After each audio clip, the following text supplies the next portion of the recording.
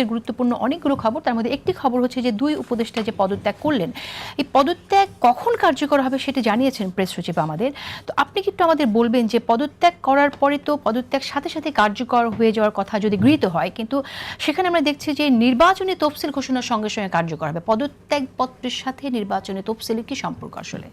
একটা উকিলি ডিবেট করি, মানে হালকা ঢঙে আর কি। মানে তফসিল ঘোষণা বলতে ঠিক কি বুঝি, মানে ওনারা শেষ সেকেন্ড পর্যন্ত মন্ত্রী থাকতে চান, এটা বুঝলাম। এখন শেষ সেকেন্ডটা কোনটা?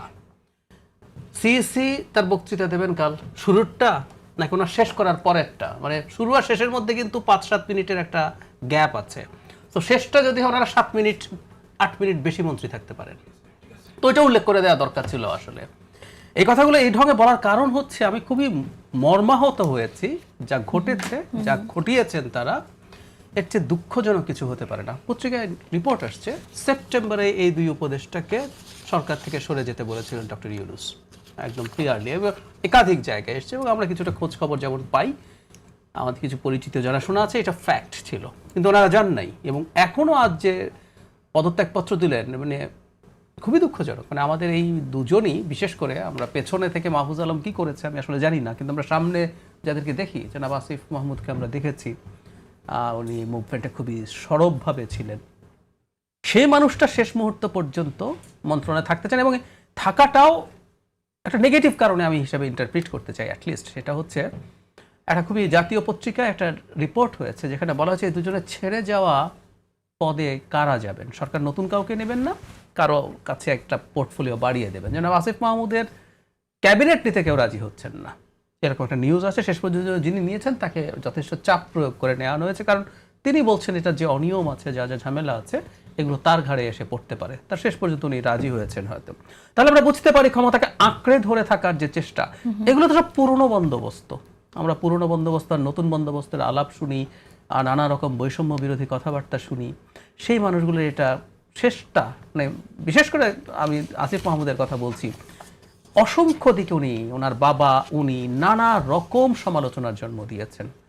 শেষটাই এসে এরকম একটা নজির স্থাপন করলেন, যেটা আমাদের আসলে ভবিষ্যতেও মনে থাকবে, এবং খুবই বাজে প্রেসিডেন্ট। ওকে, তিনি সম্পদের হিসাব বিবরণী জমা দিয়েছেন আমরা যতদূর দেখছি, এবং বেশ কিছু ঘটনার যে ঘটনাগুলো অনেক সমালোচনা জন্ম দিয়েছিল, সেই ঘটনাগুলো নিয়েও তিনি কিছু কথা বলেছেন, যে অনেক ধরনের অভিজ্ঞতা হয়েছে সেগুলো বলেছেন। অনেক কথা বলা যায় না আসলে, এ ধরনের পর্যায়ে কাজ করতে গেলে অনেক জটিলতা সৃষ্টি হয়, এই বিষয়টা উল্লেখ করেছেন। সম্পদের আয় ব্যয়ের যে হিসাব বিবরণী তিনি দিলেন, এটা তো আসলে উপদেষ্টা পরিষদে যারা আছে তাদের সবার আরো অনেক আগেই দেবার কথা ছিল, তো উনি এখানে দিলেন। আপনার কি মনে হয় যে এই হিসাব দেওয়ার মধ্য দিয়ে তাকে নিয়ে যে সমালোচনা আছে সেটা আসলে শেষ হয়ে যাবে? মানে আমি ধরুন, বাংলাদেশে শেখ হাসিনা সহ তার লোকজন যে পরিমাণ লুটপাট করেছে, তাদের সবার অ্যাকাউন্ট যদি আপনি নেন, আপনি কি পাবেন যে ওখানে অনেক লুটপাটের কথা আছে? আমি বলছি না জনাব আসিফ মাহমুদ দুর্নীতি করেছেন, সরিয়ে রেখে বলছি। সুতরাং এই কাগজ দেওয়ার চর্চা, এই চর্চাটা থাকা দরকার, এটা আমি ডিবেট করছি না। এই চর্চা থাকবে, এমনকি ভুল স্টেটমেন্ট হলেও, ভুল ফ্যাব্রিকেটেড জিনিস হলেও এটা থাকবে। এটা লিস্ট একটা ব্যাপার যে আপনি কমিটমেন্ট করেছিলেন, সেটা রক্ষা করলেন। কিন্তু এই কাগজ দেখে, হিসাব বিবরণী দেখে আসলে কোনো কিছুই বোঝার কোনো উপায় নাই। বাংলাদেশ বেশ আগে থেকে, বিশেষ করে মানে বিদেশে ঘুষ লেনদেন হয় টাইপের আলাপ সবাই জানে। বাংলাদেশের মন্ত্রণালয়, বাংলাদেশের আমলা মূলত বিদেশেই মূলত হয়, এবং ওখানে সবকিছু অ্যাকাউন্ট থেকে শুরু করে সম্পদ হয়। সুতরাং এতে আসলে কিছুই প্রমাণ করে।